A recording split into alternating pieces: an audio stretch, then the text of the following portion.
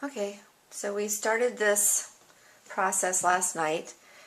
We mixed together our starter with some flour and water to quote-unquote proof it.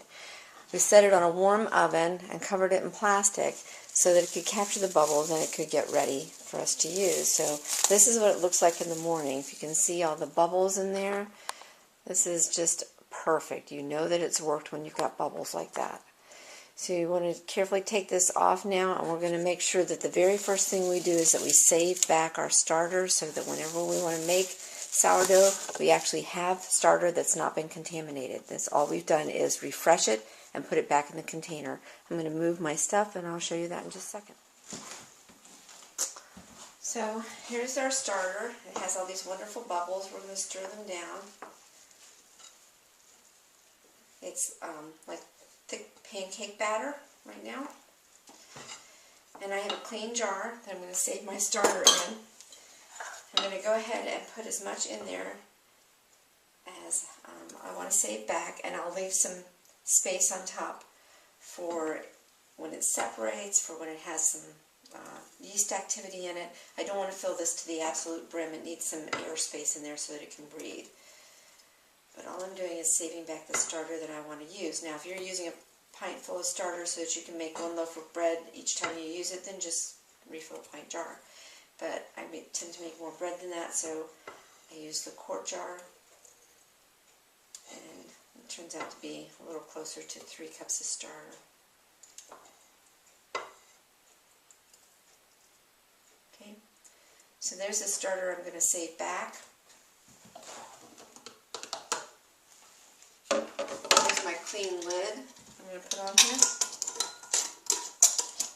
For the time being, I'm going to set it on the side of the counter, but I will be putting it into the refrigerator until I need it again. Okay, so there aren't a lot of ingredients in any bread recipe, but in sourdough in particular, the main ingredient is your starter. For every loaf of bread, we need 1.5 cups of starter. This is my half-cup measure. So I'm going to put 1.5 cups of starter into my mixer, which I'm using the bread dough hook you can see on here, because it will get very thick and it will be very difficult to mix. So there's 1.5 cups of starters. You can see I have plenty more to make at least one more batch, maybe 2 more batches. I do this one loaf at a time so that the mixer can handle the process. You also need water and some source of oil. This is 1 cup of water and 1/4 cup of margarine. You can use olive oil. You'll see on the internet lots of different recipes. It's a very flexible and forgiving process. I need this to be warm enough to keep the yeast going. So I'm going to take my cup of water and my 1/4 cup of butter, margarine, and put it into the microwave for 1 minute and 15 seconds. Okay, so there aren't a lot of ingredients in any bread recipe, but in sourdough in particular, the main ingredient is your starter. For every loaf of bread, we need 1.5 cups of starter. This is my half-cup measure. So I'm going to put 1.5 cups of starter into my mixer, which I'm using the bread dough hook you can see on here, because it will get very thick and it will be very difficult to mix. So there's 1.5 cups of starters. You can see I have plenty more to make at least one more batch, maybe 2 more batches. I do this one loaf at a time so that the mixer can handle the process. You also need water and some source of oil. This is 1 cup of water and 1/4 cup of margarine. You can use olive oil. You'll see on the internet lots of different recipes. It's a very flexible and forgiving process. I need this to be warm enough to keep the yeast going. So I'm going to take my cup of water and my 1/4 cup of butter, margarine, and put it into the microwave for 1 minute and 15 seconds.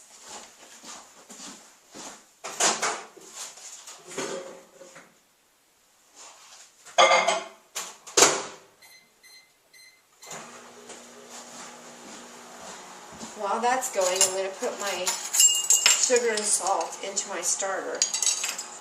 I have my salt here. It calls for 2 teaspoons of salt. I go a little shy on that, not quite a full 2 teaspoons.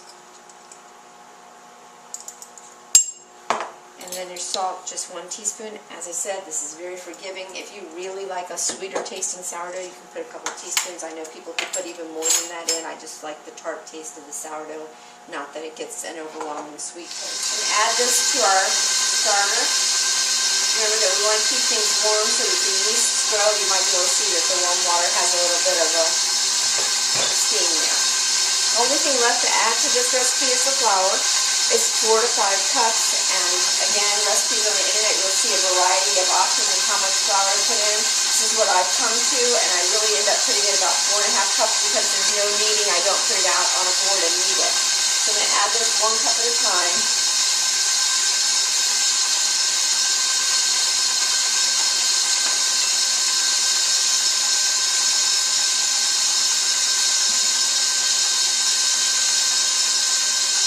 Making sure that it's mixing in as I add it, not overwhelming the mixture.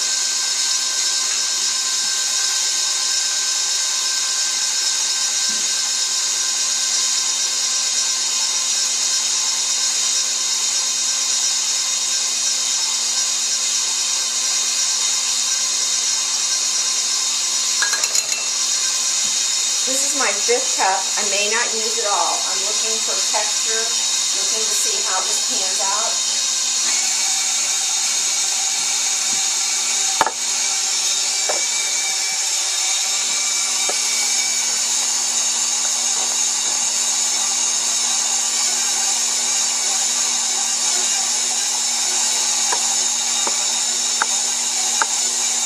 You see the mixer is making a dough here. And now if I add about half of this into it, it should make a nice elastic dough. And the way I always tell when it's done is I say that it has cleaned the sides of the bowl. In other words, it's picked up the flour off of the sides. Not that you would put this bowl away because it's not really clean, but it has cleaned everything away from the edges of the sides. Not a lengthy process, not a hard process. In fact, the way I do it is a very simple process because I'm lazy. One thing I needed to mention is that earlier on we said don't use a metal bowl or metal utensils with the starter. Once you get it to the point that you're actually making the recipe for the day, you can use a metal bowl. It's irrelevant at that point. This is kind of a sticky, tacky dough, but it's not too hard to handle. So I just wipe it off.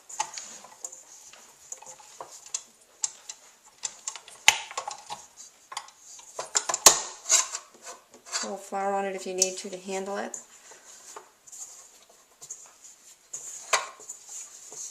And pull it out of the mixer. And that's what it looks like. And now it's going to go through a rise. So here's a bowl that I have already greased. I'm going to drop my bread into the bowl and turn it over so that some of that oil gets on the outside. As I said, the bowl is greased. I've also greased a plate that I'm going to invert on top of it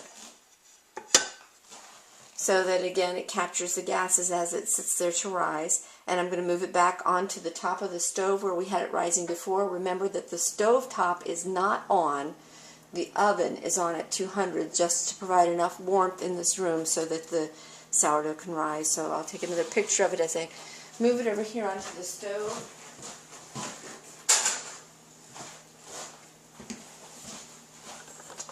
And you can see once again that it's back where we had it rising as a starter. Now it will rise for a few hours. You want it to double in size. I have something that I need to do. I don't know if you can see on my clock that it's 9:24. I have an obligation at 10 o'clock that runs for 4 hours. So if I get a break, I'll come back up and check on it. If not, I'm just going to let it sit there and rise. It's a very flexible process. It does need to at least double in size, and we'll check back on it in a few hours. Okay, so it's 12:30. It's been 3 hours since I set this to rise, and as you can see, it has significantly risen. I'm going to take it over and get it ready to put in the pan. Last step before we bake it. So I'm just going to sprinkle a little bit of flour lightly on here so that I can take the bread out of the bowl. You'll see that I don't do much to it. I want to keep those air bubbles in there. I'm just going to form it by tucking the edges under and put it into my greased pan. And then I need to cut a slit in the top. You can be creative with this, but when I cook it in a low pan like this, I just make one slit down the middle. And although it's decorative, the main purpose is to give it rising space so that the top doesn't crack when it rises. It actually rises beautifully with this nice crevice down the middle. I'm going to set this to rise again on my stovetop. The stovetop is not on, the oven is on, and I'm going to put a towel over it while it rises. So if you can watch, I'm going to take this over here, put it on the stovetop.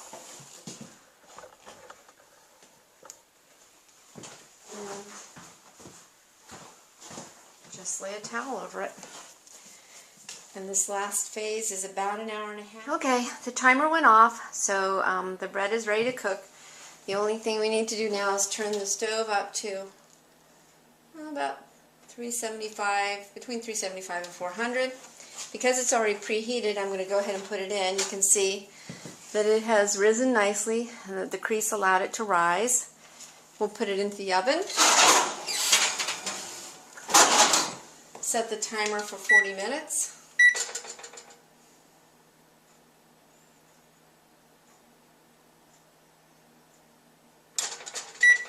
And come back when it's done. So the timer went off. This has been cooking for 40 minutes, and we're going to check and see what happened. Here's a lovely loaf of bread. Has a nice crust on it. Don't know if you can hear that, but it's a nice hollow sound to it. It's way too hot to eat right now, unfortunately, because it smells delicious and it would be wonderful to eat it right away. What we're going to do is turn it out. It should dump out very easily. We'll turn it out onto a board.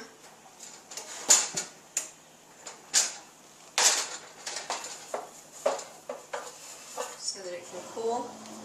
And we can have some to enjoy. And I'll show you a picture of the inside, and that's it. That's how you make sourdough. And there it is. I couldn't wait any longer, so I cut into it. And as you can see, it's perfectly done. It smells fantastic.